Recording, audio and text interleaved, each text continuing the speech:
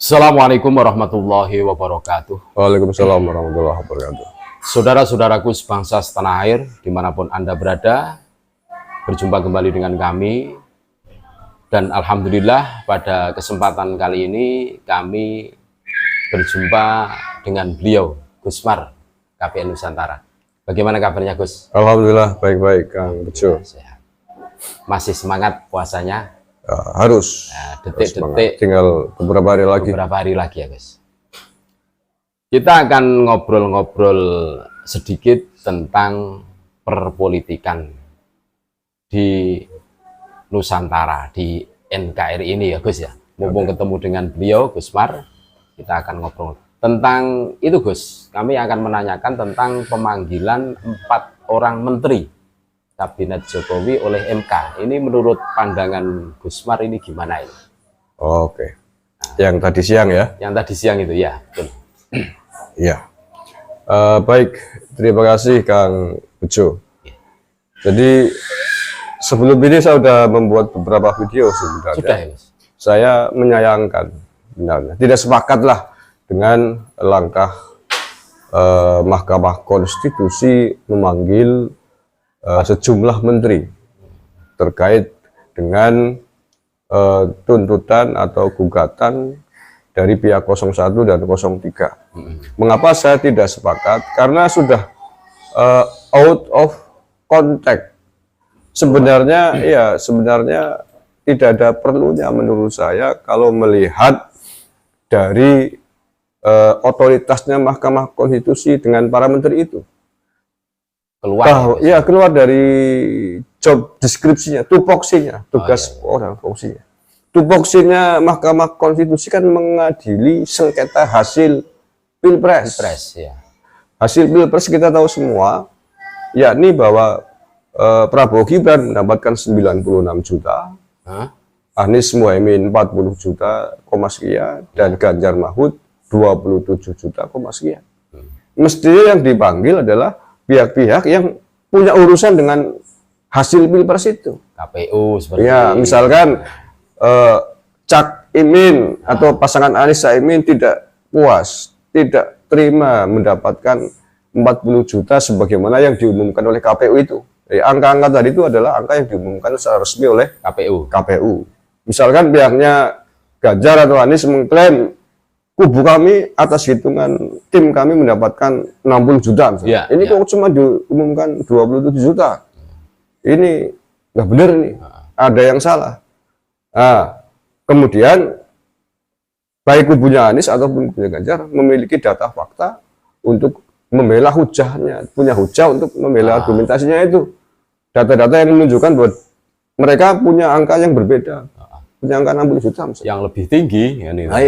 Nah, itu jobnya Mahkamah Konstitusi di situ mengadili hasil Pilpres, sengketa Pilpres hasilnya, bukan prosesnya, bukan tuduhan kecurangan sebelum hasil. Kalau tuduhan-tuduhan yang selama ini dituduhkan oleh pihak pemohon, itu kan tuduhan-tuduhan kecurangan TSM kan, terstruktur, sistematik dan masif.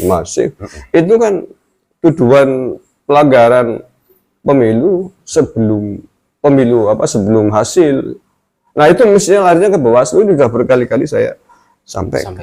Makanya seperti pemanggilan yang tadi dilakukan, menurut saya sudah dari situ aja ya, belum masuk materi, nggak masuk. Apa urusannya para menteri ini dengan hasil Pilpres? Apa kecuali Menteri Sri Mulyani misalkan memang berurusan dengan angka-angka itu.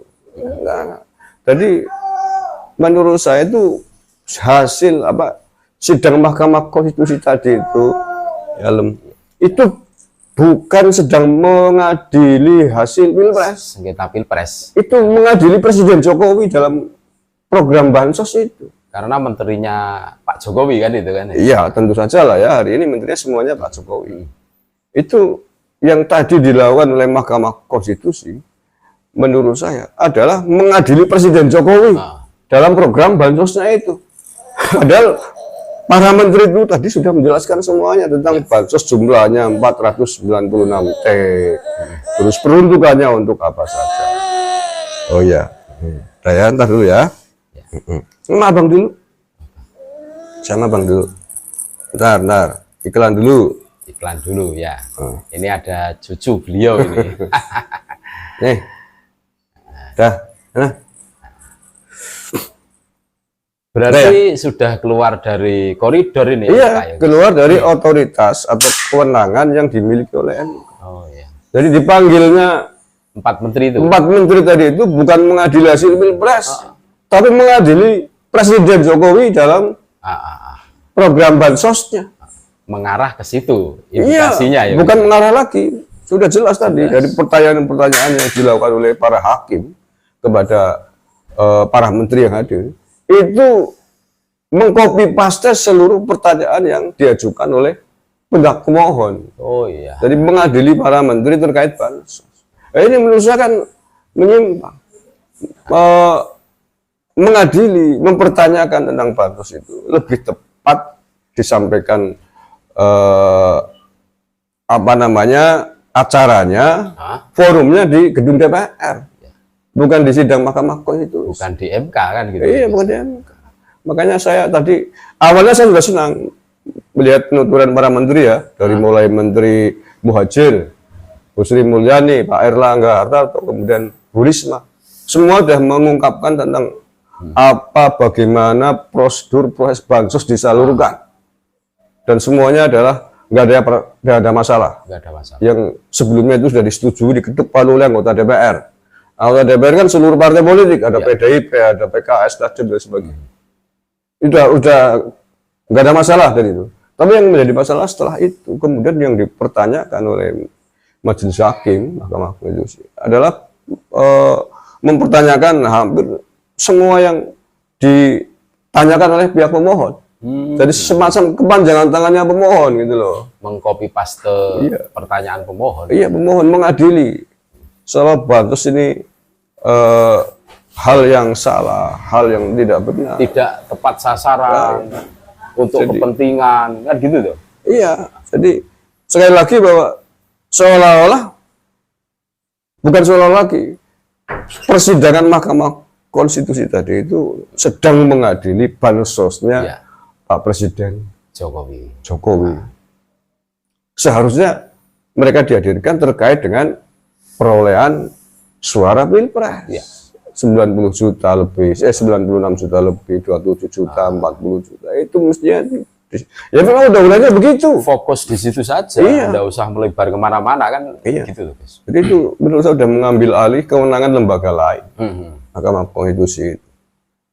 Ini berarti ini cukup riskan juga ya, guys? Riskan. Riskannya adalah publik kan menonton. Iya. Masyarakat Indonesia menonton. Lama-lama kebablasan Mahkamah Konstitusi. Pentafsiran itulah melakukan pekerjaan yang bukan kewenangannya, bukan otoritasnya. Ikut-ikutan menyerang Presiden Jokowi. Ini bisa rawan.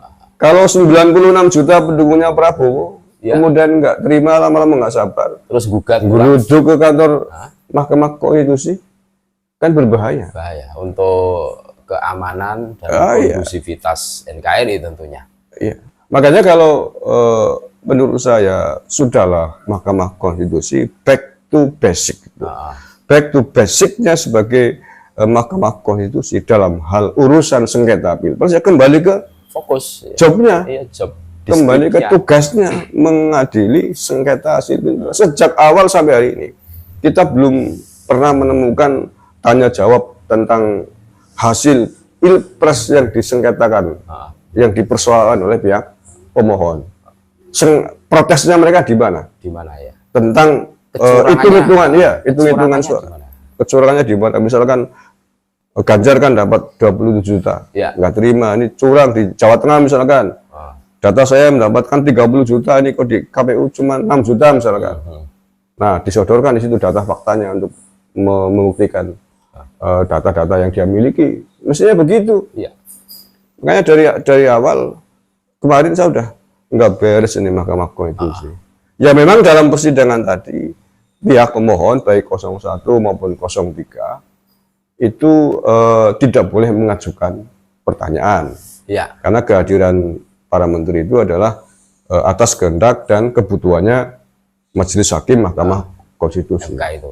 Tetapi bahwa dengan para hakim mengajukan pertanyaan-pertanyaan, mengcopy paste apa yang sebelumnya dipertanyakan oleh Pemohon. sama saja menurut saya. Iya. Hanya pindah mulut saja. Pindah mulut. Seolah-olah menjadi kepanjangan tangan, menjadi petugasnya 0103 kalau saya amati begitu. Dan menurut saya itu nggak sehat lah, nggak fair. Nggak fair. Karena itu bukan sedang mengadili sengketa hasil pilpres, tapi sedang mengadili Presiden Jokowi dalam hal bansos. Bansos itu program yang sangat ditunggu-tunggu oleh masyarakat bawah. Ditunggu-tunggu oleh masyarakat yang tidak mampu. Karena sudah berjalan sekian tahun, bukan hanya kemarin. Kecuali sebelumnya tidak pernah ada bansos, tiba-tiba mau pemilu ada bansos. Itu patut dipertanyakan. Ya, patut diduga. Kalau itu sudah berjalan bertahun-tahun. Ya, semenjak Pak Jokowi jadi presiden. Ya, sebelum itu Pak kan sudah. Zaman SBY sudah ada BLT kan. Iya. Dan lain sebagainya. Kenapa baru sekarang dipertanyakan? Itu dia.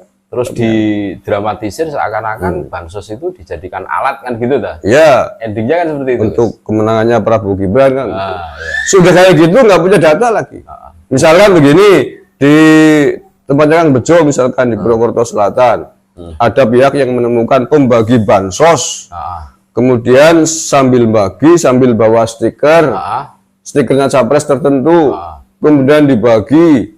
Kalau mau terima bansos harus nyoblos stiker ini. Lah itu masalah. Tapi apakah ada data itu? Kan tidak ada. Tidak pernah ada. Dari sidang pertama sampai hari ini belum ada yang mengajukan data itu. Jadi hanya secara umum saja semuanya dituduh bansos ini adalah dimobilisasi untuk kemenangannya Prabowo Gibran, tapi tidak sanggup menyodorkan bukti faktanya. Fakta. Itu kan tidak adil, tidak fair. Saya takut juga penerima bansos nanti nggak terima. Ya. Mereka senang kok. Dan itu sudah berjalan bertahun-tahun, tiba-tiba dipersoalkan. Oh ya, tentu saja para penerima bansos itu sangat berterima kasih dengan Presiden Jokowi. Itu program negara legal. DPR sebelumnya sudah menyetujui. Seluruh APBN kan disetujui dulu oleh DPR. Kenapa nggak dipertanyakan? Mestinya anggota DPR itu dipanggil juga. Kenapa hanya menteri-menteri yang dipanggil? Sudah dipanggil, ditanya, diadili tentang bansos. Sudah dijelaskan dari A sampai Z oleh 4 menteri itu. Masih belum terima juga. Jadi menurut saya sekali lagi itu tidak fair dan mencederai kewenangan Mahkamah Konstitusi. Sudah terlalu jauh menurut saya Mahkamah Konstitusi melaksanakan tugasnya menyimpang dari apa yang seharusnya dikerjakan. Bukan wewenang yang mengadili bansos.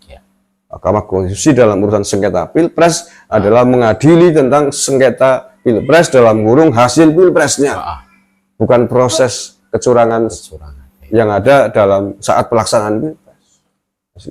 Sebenarnya isu bansos dijadikan alat itu sebenarnya sudah lama loh, Gus. Ya, sejak masa kampanye itu. Masa kampanye kan. Masa kampanye oleh pihak 0103 dan menjadi sangat masif pasca pilpres selesai, jago mereka kalah. Jadi intinya menurut saya karena jago mereka kalah.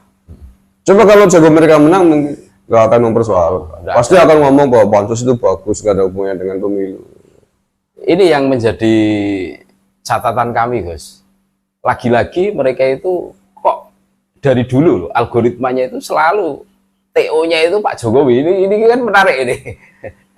Ya, karena Pak Jokowi terutama kan pihak pemohon itu menganggap bahwa kehadiran Pak Jokowi ikut membantu kemenangan Prabowo Gibran. Walaupun ya memang dalam konteks psikologi masa tahu lah yang wakil Pak Prabowo kan anaknya Pak Jokowi. Ya tentu saja publik akan menilai bahwa oh ternyata Pak Prabowo didukung oleh Pak Jokowi secara tidak langsung. Dan dari fakta di lapangan saya temukan mengapa banyak yang memilih Prabowo. Karena melihat Pak Jokowi. Di situ ada Pak Jokowi, ada anaknya Pak Jokowi. Dan itu wajar-wajar aja, sah-sah saja. Boleh-boleh saja. Anaknya Pak Jokowi juga punya hak politik yang sama. Artinya bahwa Pak Jokowi masih dicintai oleh masyarakat. Masyarakat. Buktinya anaknya masih dipilih. Terus ya jadi ya Gus. Jadi walaupun anaknya presiden kalau nggak dicintai masyarakat, ya nggak akan jadi. Nggak akan jadi. Ya contohnya Megawati dulu kan anaknya presiden juga, mantan anaknya mantan presiden, iya. Nggak jadi juga dulu kan. Artinya nggak dicintai oleh rakyat. Nah, yang kayak gitu itu mestinya dicontoh oleh para politisi bagaimana agar anaknya ketika maju dapat dipilih juga, ya berbuat baiklah kepada masyarakat yang sepanjang perbuatan baiknya itu tidak melanggar undang-undang, konstitusi. Ya kayak pansus ini kan nggak ada yang dilanggar. Para menteri tadi telah menjelaskan secara rinci tentang mulai dianggarkan untuk apa saja jumlah. Semuanya benar dan disetujui oleh DPR. Kok dipersoalkan? Mempersoalkan orang baik, mempersoalkan hal yang baik ini kan lucu. Nggak, lucu. Mestinya kan didukung.